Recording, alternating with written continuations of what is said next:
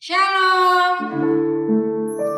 Mari saudara, kita siapkan hati pikiran kita untuk masuk di dalam hadirat Tuhan. Sebelum itu mari kita berdoa. Terima kasih Tuhan Yesus, Engkau sangat baik bagi kami. Saat ini Tuhan, kami rindu untuk dapat memberikan yang terbaik bagimu. Mari Tuhan, Engkau memberikan kami hikmat agar kami dapat memuji dan menyembah-Mu di dalam roh dan kebenaran. Di dalam nama Tuhan Yesus Kristus, kami akan segera mulaikan ibadah online kami. Haleluya, amin.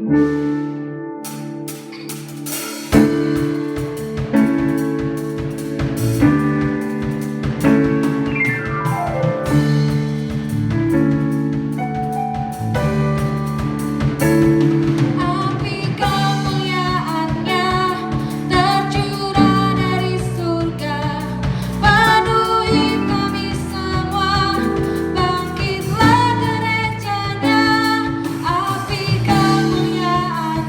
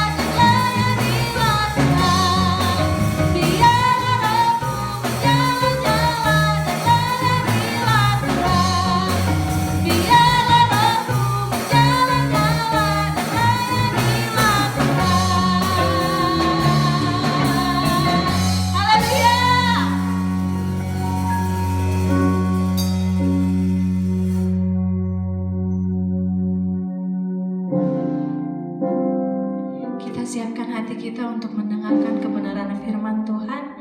Kita akan angkat pujian.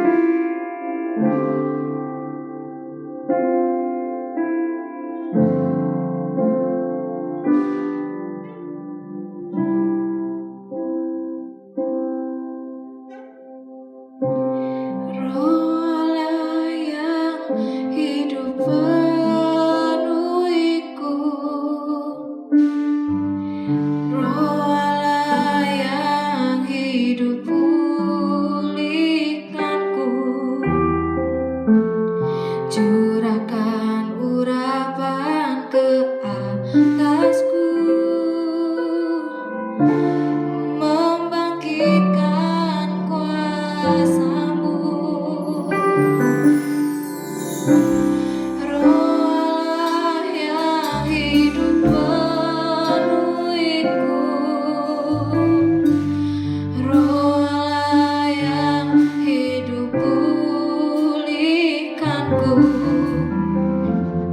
Turunlah urapan ke atasku, membangkitkan kuasa-Mu, membebaskan hidup yang terbelenggu, memulihkan hati mereka yang terluka.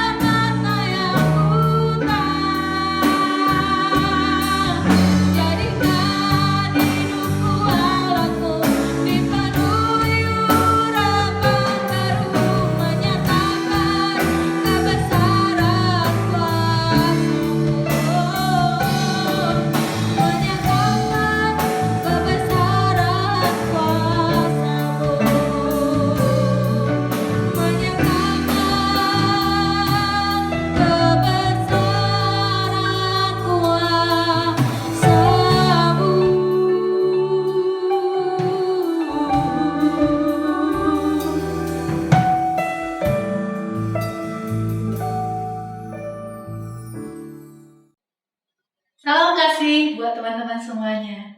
Keluarga Victory, keluarga saya, dan kita semua adalah satu keluarga di dalam Tuhan.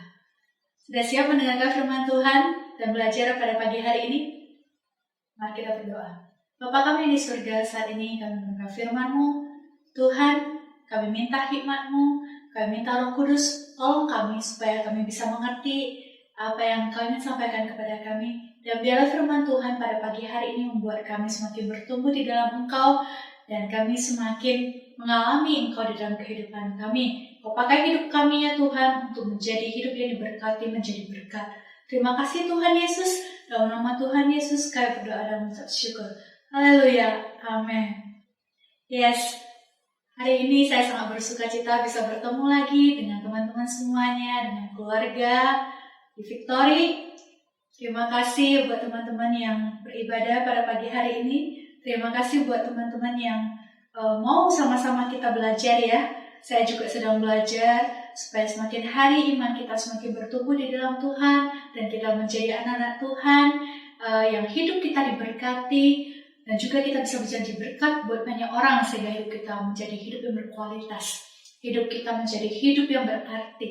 Hidup kita menjadi hidup yang memiliki nilai, dan hidup kita benar-benar bermanfaat buat semua orang di sekitar kita. Amin. Hari ini saya akan membawakan sebuah cerita yang juga adalah firman Tuhan buat kita semua pada pagi hari ini, yaitu dengan judul Hidup Berkualitas. Hidup berkualitas. Katakan sama-sama dengan saya mau hidup saya berkualitas. 1, 2, 3. Saya mau hidup saya berkualitas. 1, 2, 3. Saya mau hidup kita berkualitas. Mengenai kualitas itu adalah nilai dari sebuah barang atau nilai dari seseorang. Katakanlah ketika kita sedang membeli suatu barang, dan di mana kita mau menilai kualitas barang itu sebagus apa, kualitas barang itu senilai berapa, dan juga kualitas barang itu sebenarnya manfaatnya apa aja. Biasanya kita bisa mengatakan barang itu berkualitas kalau memang barang itu bisa bertahan lebih lama, dan barang itu kuat, barang itu juga bisa trusted atau bisa dipercaya sepenuhnya, ataupun barang itu bisa memberikan manfaat yang benar-benar berguna buat kita. Betul? Nah, benar-benar barang berkualitas itu yang kita incar. Begitu juga dengan hidup kita. Apakah hidup kita biasa-biasa aja? Apakah hidup kita sampai ini kita merasa hidup kita nggak perubahan, hidup kita biasa-biasa aja? Atau hidup kita memang mengalami stagnan, atau kayaknya udah nggak bisa bertumbuh lagi, atau seperti apa? Ayo kita review hidup kita masing-masing. Begitu juga dengan saya sedang mereview hidup saya setiap hari, karena saya rindu sekali hidup saya menjadi hidup yang berkualitas. Berkualitas itu bukan berarti untuk saya sendiri, tapi yang pasti adalah untuk memuliakan Tuhan lewat hidup saya yang berkualitas, sehingga orang lain bisa tahu siapa Bapa saya, sehingga orang lain bisa tahu siapa pemilik kehidupan saya sepenuhnya. Karena ketika hidup kita berkualitas, orang lain akan bertanya-tanya, siapa sih yang mengajarkan seperti itu? Kenapa hidupnya bisa berkualitas? Kenapa hidupnya keren sekali? Berkualitas itu tidak bisa hanya kita nilai dari segi materi. Orang duniawi mungkin banyak, orang-orang di dunia memang betul kita menilai biasanya dari secara jasmani. Dan Tuhan juga mengajarkan memang itu harus dilakukan lewat perbuatan supaya hidup kita berkualitas. Karena hidup berkualitas itu melahirkan perbuatan-perbuatan yang berkualitas. Oke? Yuk kita sama-sama belajar, dan saya rindu sekali bukan hanya saya mengalami berkat Tuhan, bukan hanya saya yang bisa bertumbuh dan hidup memiliki kualitas, tetapi saya juga rindu sekali saudara, teman-teman yang sedang mendengar pada pagi hari ini juga mengalami Tuhan dan juga bisa memiliki hidup yang berkualitas. Amin. Yuk kita sama-sama baca di dalam Yohanes 15. Mungkin kita sudah sering sekali membaca firman Tuhan ini. Apakah kita dari sekolah minggu mungkin? Kalau saya dari sekolah minggu, saya suka sekali firman Tuhan ini, tapi setiap hari firman Tuhan itu hidup. Jadi hari ini saya mau share karena saya ketika belajar lebih firman Tuhan ini saya baca lagi, mungkin sudah kesekian kali tidak bisa dihitung lagi. Tapi benar-benar saya diberkati sekali, saya belajar lagi sesuatu yang baru, saya mendapatkan rema yang baru, dan saat pagi hari ini saya mau bagikan kepada saudara, karena saya rindu sekali sukacita saya, kekuatan saya bisa bagikan buat teman-teman semuanya, karena kita ada keluarga. Jadi, yuk kita baca dari ayat pertama. Judulnya adalah pokok anggur yang benar. 1, 2, 3. Akulah pokok anggur yang benar, dan Bapakkulah pengusahanya. Stop dulu sampai di sini. Akulah pokok anggur yang benar, dan Bapakkulah pengusahanya. Ini kata Yesus ya, ketika itu. Akulah pokok anggur yang benar, dan Bapakkulah pengusahanya. Lanjut. Setiap ranting padaku yang tidak berbuah, dipotongnya, dan setiap ranting yang berbuah, dibersihkannya. Ini catat ya. Di sini, yang pertama, setiap ranting padaku yang tidak berbuah, dipotong. Betul. Tapi setiap ranting yang berbuah, bukan hanya dibiarkan, tapi dibersihkannya, supaya ia lebih banyak berbuah. Lanjut. Kamu memang sudah bersih, karena firman yang telah kukatakan kepadamu.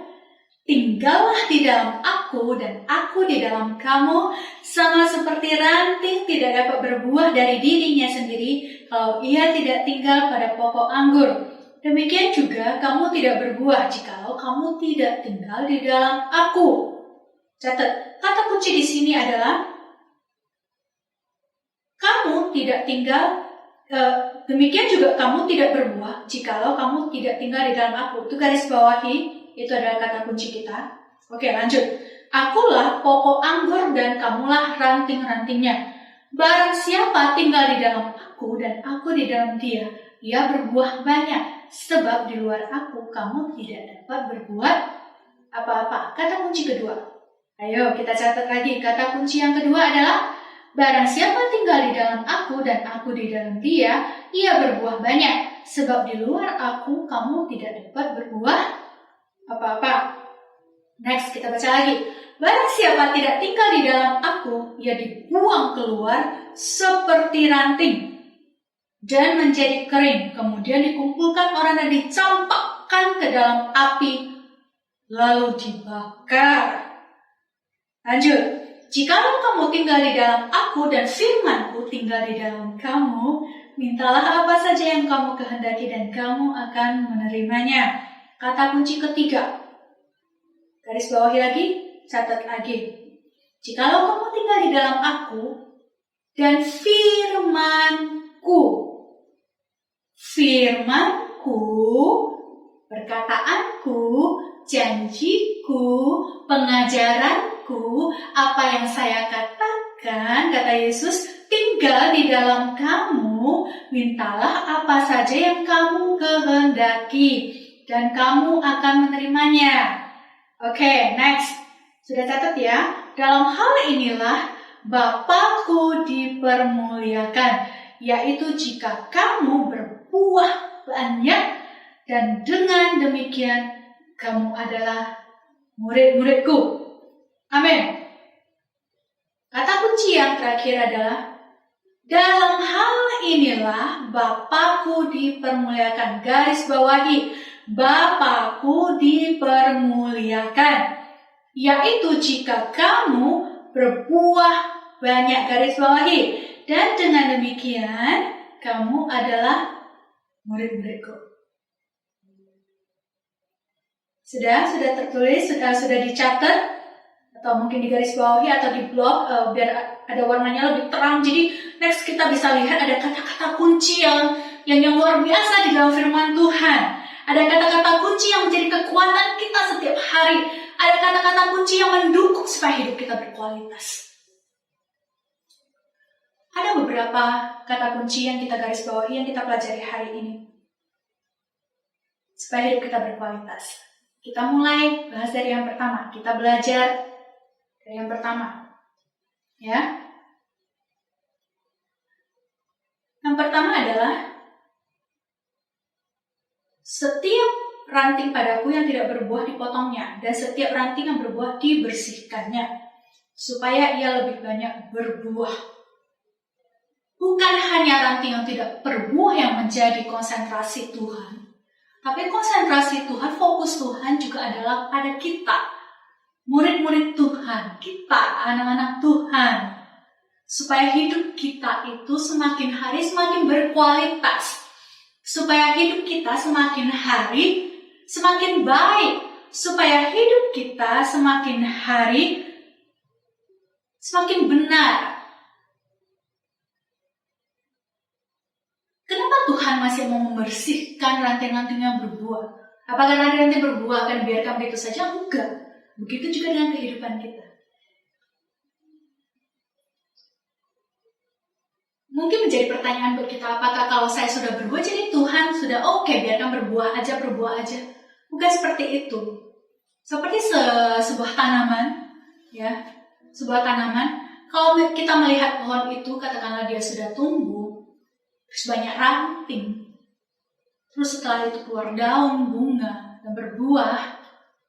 Tapi kita juga menjadi fokus, yang menjadi fokus kita untuk memelihara pohon itu supaya tetap sehat dan menghasilkan buah-buah yang berkualitas, atau menjadi pohon yang berkualitas, menjadi pohon yang bernilai, menjadi pohon yang benar-benar memiliki kualitas bagus lah, kasarnya begitu. Walaupun sudah berbuah, kita kan kepengen buah itu juga berkualitas. Begitu juga dengan Bapa kita di surga. Gambarannya adalah seperti itu. Yesus adalah pokoknya itu adalah batang dengan akar yang menopang hidup kita, yang menolong kita supaya kita bisa terus nempel dengan pokok itu, dengan batang itu, dan juga kita bisa berbuah. Walaupun sudah berbuah, kita mau berbuah itu berkualitas. Otomatis, secara tidak langsung pasti kita itu dipelihara dengan baik, baru kita bisa menghasilkan buah yang berkualitas. Baru buah itu bisa berkualitas. Kita juga dikasih makanan yang terbaik, supaya menghasilkan buah yang terbaik. Kita dikasih pupuk yang berkualitas, supaya hidup kita bertumbuh dan menjadi hidup yang berkualitas. Kenapa harus dibersihkan setiap hari? Karena sekalipun kita sudah diberi pupuk, kita diberi makanan, kita dipelihara dengan baik, tapi terkadang kita kasih contoh seperti pohon-pohon aja, pasti ada hama di sekitar, ada kotoran, ada debu, atau mungkin ada tiba-tiba ada sesuatu yang mengganggu pohon itu atau memakan buah itu, yang menyebabkan buah itu tidak berkualitas. Mungkin itulah hidup kita.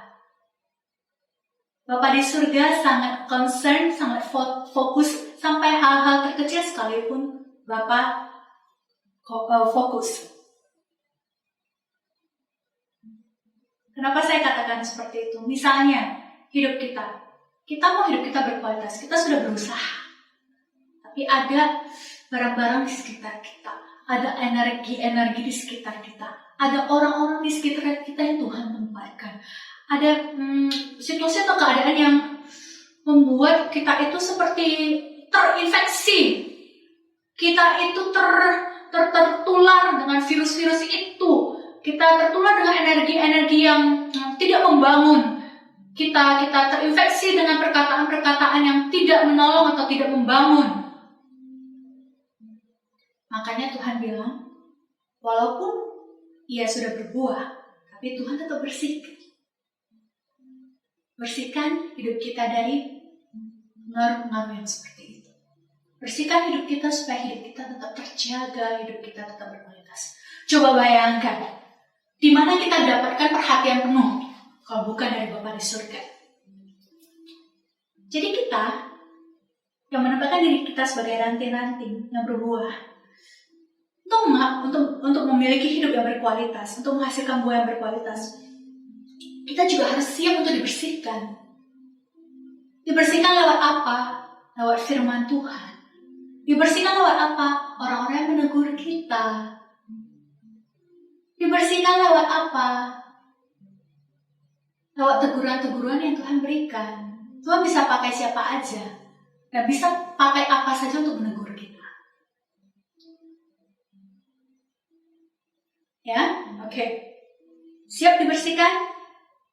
Kalau mau dibersihkan, siap untuk dicuci, siap untuk benar-benar dibersihkan, disabunin, siap-siap, benar-benar siap. Jangan bilang kalau proses itu berat ketika pembersihan. Karena untuk dibersihkan kita harus dilap dulu. Dari yang tidak baik itu kita harus ganti menjadi sesuatu yang baik. Kebiasaan buruk kita ganti menjadi kebiasaan yang baik. Yang tidak berguna kita jadikan sesuatu yang berguna. Jadi kita mau dibersihkan ya, lewat firman Tuhan, lewat orang-orang di sekitar kita. Katakan amin. Amin. Yuk, lanjut. Kata kunci kedua.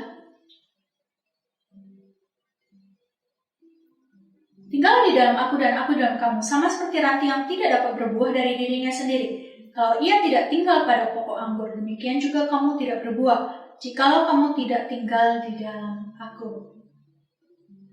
Ini jelas sekali, tanpa Tuhan Yesus sebagai pokok anggur yang benar, hidup kita tidak akan berbuah.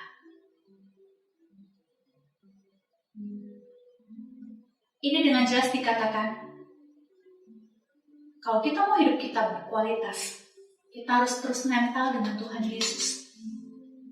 Karena hanya Dia satu-satunya pokok anggur yang benar.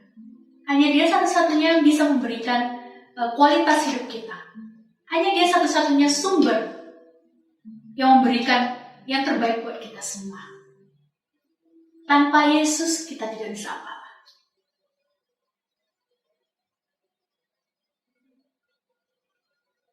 Jadi yang kedua adalah tetap melekat kepada Tuhan Yesus.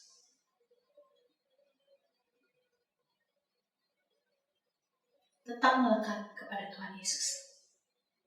Apapun keadaan kita, apapun situasi kita saat ini, ingat, tetap melekat kepada Tuhan Yesus. Karena hanya Dia satu-satunya pokok yang benar, satu-satunya pribadi yang benar yang bisa kita andalkan, yang bisa kita ikutin, yang bisa kita percayain sepenuhnya, yaitu Yesus.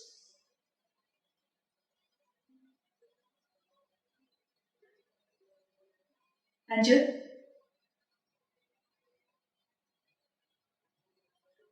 Tadi kata kunci yang ketiga. Jikalau kamu tinggal di dalam aku dan firman-Ku tinggal di dalam kamu. Ulang. Jikalau kamu tinggal di dalam aku dan firman-Ku, perkataanku, kebenaranku, firman-Ku tinggal di dalam kamu. Roh-Ku tinggal di dalam kamu.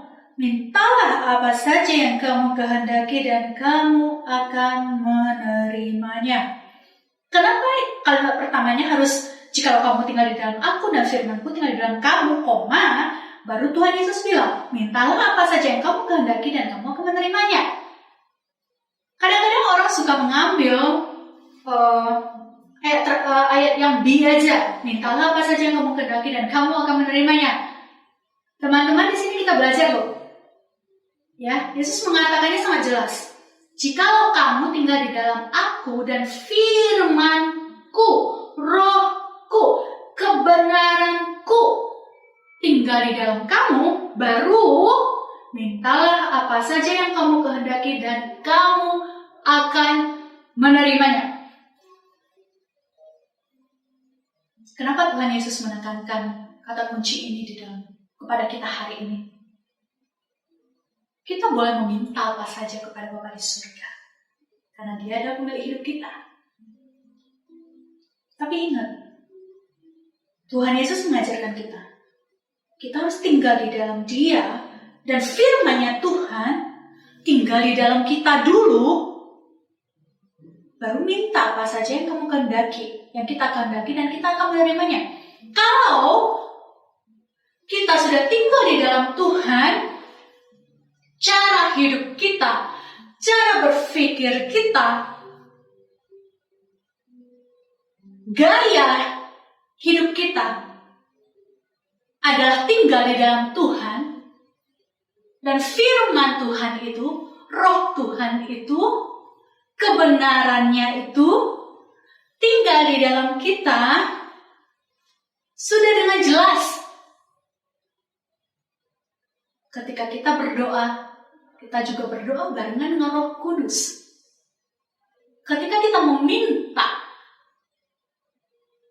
apapun yang kita minta bukan karena kita greedy itu tamak atau menginginkan apa yang ada di tetangga kita, atau kita kepengen sesuatu yang gimana, mungkin kita kepengen tapi bukan berarti itu kebutuhan kita. Memang minta apa saja, tapi kalau kita benar-benar hidup di dalam Tuhan, kita punya cara berpikir seperti Tuhan, kita punya hati seperti Tuhan, dan kita memiliki roh Tuhan dalam hidup kita, kita menghidupi firman Tuhan dalam kehidupan kita akan meminta kepada Bapa di surga menurut kehendaknya. Beda loh ya. Beda banget dengan kalau kita meminta apapun sesuai dengan keinginan kita. Boleh minta, tapi bedanya adalah ketika kita hidup di dalam Dia. Kita bergantung, kita review lagi kalimat pertama tadi, kalimat A tadi, dan ada firman Tuhan itu di dalam kita. Otomatis apapun yang kita mintanya itu dengan damai sejahtera. Kita minta itu dengan hikmat dari Roh Kudus. Dan kita minta, kalaupun kita dapat ataupun tidak dapat, kita yakin bahwa Bapa di surga menyediakan yang terbaik buatku. Amin. Lanjut, kata kuncinya. Yang keempat, dalam hal inilah Bapakku dipermuliakan. Tadi saya minta tolong digaris bawahi atau di blok berwarna ataupun dicatat ya kata kuncinya, yaitu jika kamu berbuah banyak dan dengan demikian kamu adalah murid-muridku. Kalau kita sudah menerimanya, jangan lupa semuanya itu hanya untuk memuliakan Bapa di surga. Semuanya hanya untuk kemuliaan Bapa di surga, bukan untuk kita sendiri. Hidup kita berkualitas itu secara tidak langsung memperkenalkan siapa Bapa kita, siapa orang tua kita. Hidup kita menjadi berkualitas karena Bapa kita di surga. Jadi biarlah apapun yang kita ada sekarang, apapun yang mungkin ada doa-doa yang Tuhan berikan, atau ada hadiah-hadiah surprise, ya, kejutan yang Tuhan sediakan, bahkan melebihi dari yang kita pikirkan. Teman-teman ingat, saya juga mengingatkan diri saya sendiri, semua itu dari Tuhan. Dan hanya Bapa yang dipermuliakan, bukan saya. Justru lewat inilah, ini menjadi kesaksian hidup saya, supaya hidup saya bisa berbuah. Berbuah menjadi apa? Kasih, sukacita, damai sejahtera, kebaikan, kelemah lembutan, dan lain-lain. Kita mungkin sudah hafal Galatia 5:22-23. Tapi kita tidak bisa menghasilkan buah roh itu kalau kita tidak melangkah kepada Tuhan, kalau kita tidak tinggal di dalam Tuhan. Dan kita juga tidak bisa berbuah dengan baik, berbuah dengan buah yang berkualitas kalau kita tidak memiliki sumber yang berkualitas. Teman-teman, hari ini pesan Tuhan sangat sederhana, tapi berkualitas. Firman Tuhan hari ini mengingatkan saya kembali, seperti remind saya, menguatkan saya, bahwa saya tanpa Tuhan tidak bisa apa-apa. Bahwa saya tanpa Yesus, saya tidak bisa apa-apa. Kalau bukan karena Bapakku adalah pemilik hidupku sepenuhnya, saya hari ini nggak tahu jadi apa. Saya masih sehat hari ini, saya masih bisa berbagi sukacita ini kepada teman-teman berbagi kasih dengan teman-teman, berbagi firman Tuhan untuk belajar bareng-bareng. Kalau bukan karena Tuhan ada di dalamku dan aku di dalam Tuhan, nothing, tidak ada, tidak bisa apa-apa.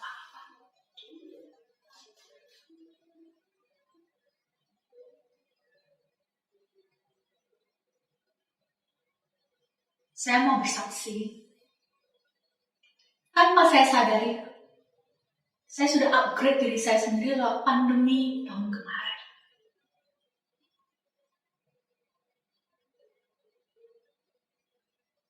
Ketika saya review hidup saya hanya bisa bilang, Tuhan, Engkau terlalu baik. Tanpa Engkau, aku bukan siapa-siapa. Tanpa Engkau, aku tidak bisa apa-apa.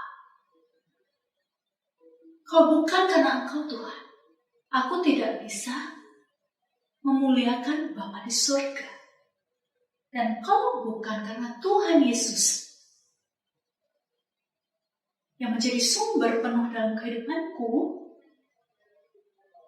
aku tidak bisa upgrade kualitas hidupku sendiri.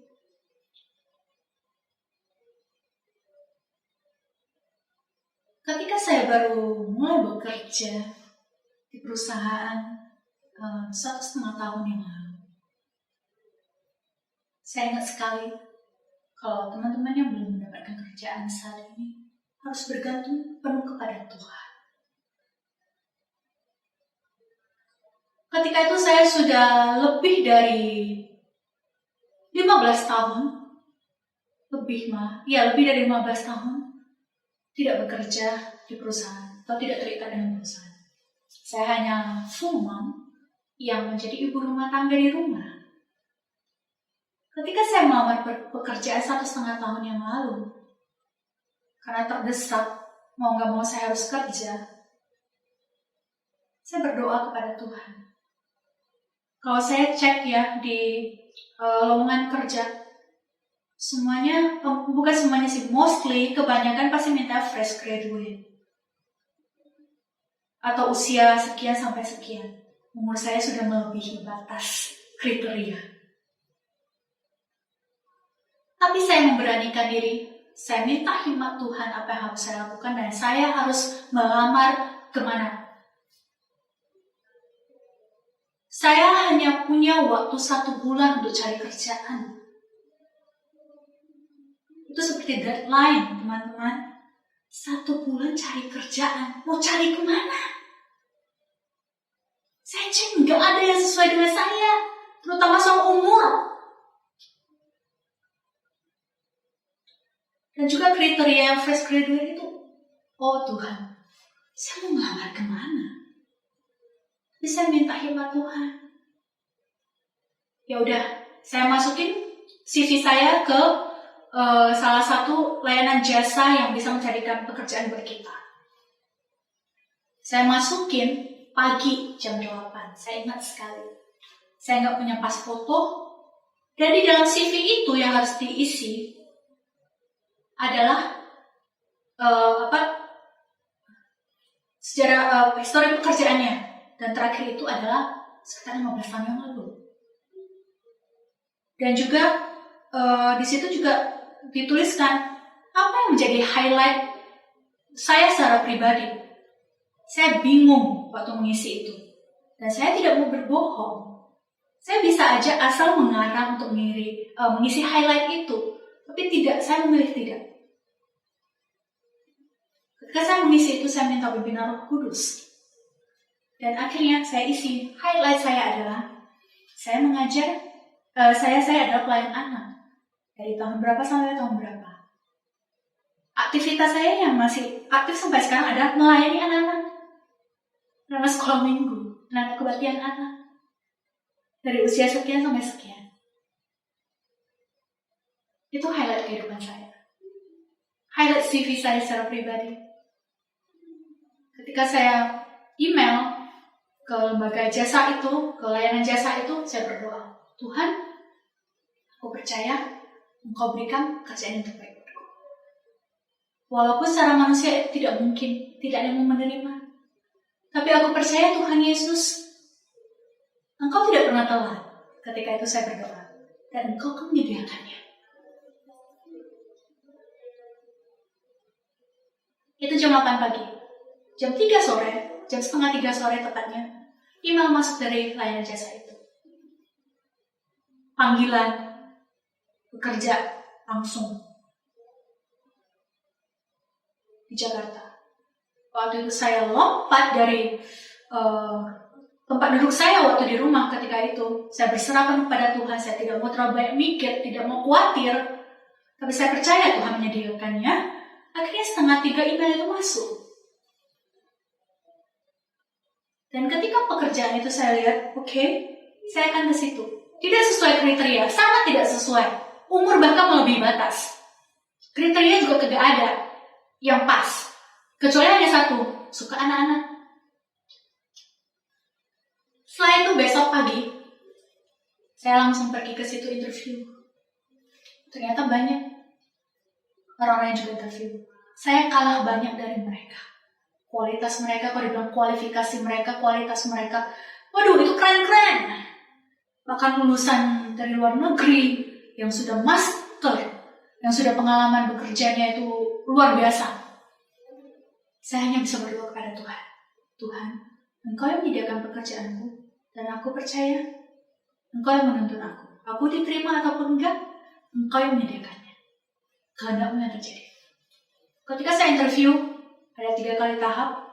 Interview pertama, saya pass. Lanjut interview kedua, singkat kata, saya pass. Interview ketiga, banyak kali interview kedua udah gugur.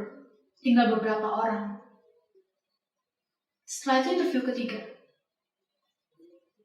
pemilik perusahaan yang interview saya yang ketiga kali, beliau bertanya seperti ini, coba kamu cerita. Saya nggak peduli kamu lulusan mana, saya nggak peduli berapa lama aku sudah kerja. Tapi saya tertarik dengan yang kamu isi. Kamu melayani anak sudah puluhan tahun. Kenapa sampai sekarang kamu masih melayani anak-anak? Coba cerita.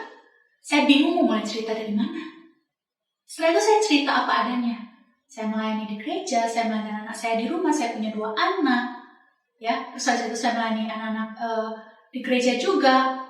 Terus buat saya itu bukan seperti sedang interview, tapi sedang sharing, sedang cerita. Saya cerita dengan excited, saya cerita dengan tentang pelayanan anak. Saya adalah guru sekolah minggu, terus dia bertanya kenapa kamu mau melayani anak-anak, padahal kan kau di gereja punya pelayanan lain. Kau bisa nyanyi, kau bisa nari, kau bisa do something better yang menurut ukuran dunia. Kenapa kamu memilih anak-anak? Kemudian saya bercerita, kenapa saya melayani anak-anak. Bercerita simple aja, sederhana, dan apa yang ada dalam hati saya waktu itu. Dan pada saat itu juga, pemilik perusahaan bilang, kamu kapan mau mulai kerja? Saya bilang, terserah. Dia bilang, oke, nanti pas anak-anak masuk tahun ajaran baru, kamu mulai kerja. Ketika saya selesai interview dengan pemilik perusahaan, di dalam hati saya hanya bisa bilang, Tuhan, kalau bukan karena Engkau, kalau bukan karena Roh Tuhan, Roh Kudus, apalah cerita pelayananku? Aku hanya seorang pelayan anak setiap minggu. Aku hanya ibu rumah tangga yang melayani keluarga di rumah. Tapi Tuhan bilang,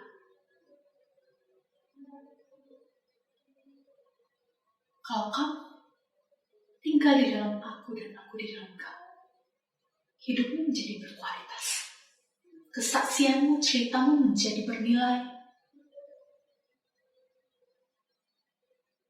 Kalau saya review dari saya pertama masuk kerja sampai hari ini, kalau saya lihat ke belakang, siapa saya mulai dari mana pekerjaannya. Sampai hari ini, saya di masa-masa ini masih dipercayakan pekerjaan ini. Saya mengucap syukur kepada Tuhan. Saya masih bisa being a mom, menjadi seorang mama buat anak-anak saya. Siapa saya kalau bukan karena Tuhan? Hari ini saya bisa berbagi dan menyaksikan sharing cerita kepada teman-teman semua. Bisa pimpin pujian walaupun ibadah online. Siapa saya kalau itu semua bukan karena Tuhan? Ayo teman-teman, saya dorong kita semua. Saya semangatin semua yang mendengarkan firman Tuhan pada pagi hari ini. Saya mendorong, saya mau menguatkan teman-teman semua. Percaya deh firman Tuhan. Percaya deh, kalau kita tetap melekat dengan Tuhan, kita hidup dalam firman-Nya, dan kita hidup di dalam Tuhan, kita akan memiliki hidup yang berkualitas. Apapun yang kita minta di dalam nama Bapa. Dan yakinlah, kalau kita mau hidup kita yang berkualitas, bukan untuk diri kita sendiri, tetapi untuk memuliakan Bapa di surga. Lewat buah-buah yang kita hasilkan, perbuatan atau tindakan yang kita hasilkan. Tuhan menjamin kamu akan menerimanya. Menerima bagian terbaik dari Tuhan. Teman-teman, ayo kita review hidup kita. Jangan merasa minder. Jangan merasa tidak percaya diri karena kita kehilangan pekerjaan. Ataupun saya bisa apalah. Memang saya tidak bisa apa-apa. Tapi kalau kita ada di dalam Tuhan, hidup kita menjadi ada apa-apa. Karena Tuhan mau pakai hidup kita menjadi hidup yang berkualitas. Menjadi berkat buat banyak orang. Ayo teman-teman, semangat. Kita mau minta apa kepada Tuhan? Ayo semangat.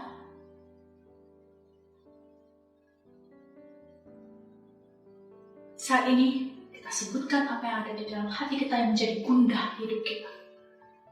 Apa yang ada di dalam pikiran kita yang menjadi beban yang berat, yang merasa tidak, yang hakimi kita atau meng-underestimate kita bahwa kita tidak ada apa-apanya. Come on, ayo semangat. Balik lagi melekat kepada Tuhan, nempel pada sumbernya yang punya segalanya, sumber kualitas itu, supaya hidup kita benar bernilai dan berkualitas.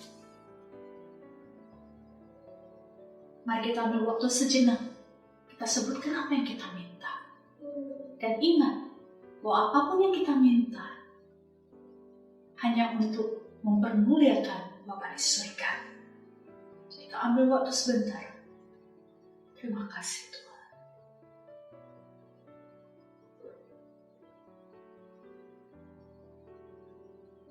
Oke, mari kita berdoa. Bapakku yang di surga, kuduskanlah nama-Mu, datanglah kerajaan-Mu, jadilah kehendak-Mu di bumi seperti di surga. Tuhan, apapun yang kami minta di dalam nama-Mu Yesus Kristus, kami akan menerima bagian yang terbaik daripada Engkau. Karena Engkau adalah Bapa di surga, pemilik hidup kami sepenuhnya. Engkau adalah Tuhan Yesus Kristus, sumber segalanya yang terbaik dalam kehidupan kami. Saat ini, kami berdoa Tuhan, buat setiap orang yang meminta pekerjaan. Bapa, Engkau menilik hati setiap kami. Saya mewakili mereka, Tuhan Yesus, butuh pekerjaan, butuh menghidupi keluarga. Tuhan, Engkau akan memberikan pekerjaan yang terbaik buatku. Engkau akan memberikan tanggung jawab terbaik buatku. Dan lewat hidupku, keluargaku akan diberkati. Lewat hidupku, banyak orang akan diberkati. Dan lewat hidupku akan upgrade, akan naik dan menjadi lebih berkualitas. Tuhan Yesus, saat ini kami minta ya Tuhan, Engkau yang berkuasa penuh dalam kehidupan kami, supaya hidup kami benar-benar hanya untuk kemuliaan nama-Mu. Ampuni kami Tuhan, kalau selama ini kami hanya meminta untuk keinginan kami sendiri. Ampuni kami Tuhan, Kalau kami tidak mengerti akan isi hati-Mu, ampuni kami Tuhan. Kalau semua hanya untuk kesombongan diri kami sendiri, ampuni kami Tuhan. Saat ini kami mau berkali. Kami mau hidup di dalam Engkau dan firman-Mu di dalam kami, supaya kami bisa meminta seperti apa yang Kau inginkan. Meminta bersama dengan Roh Kudus dalam doa kami kepada-Mu, dan kami akan menerima bagian yang terbaik dalam hidup kami. Saat ini Tuhan, ubahkan hidup kami menjadi hidup yang berkualitas. Hidup yang menjadi berkat buat banyak orang. Hidup yang memuliakan Bapa di surga. Lewat perbuatan-perbuatan kami setiap hari. Lewat tindakan-tindakan kami setiap hari. Lewat buah-buah yang kami hasilkan setiap hari. Bersihkan kami setiap hari supaya kami semakin bernilai dan berkualitas. Terima kasih Tuhan Yesus, Engkau baik. Di dalam nama Tuhan Yesus kami berdoa dan mengucap syukur. Haleluya. Amin.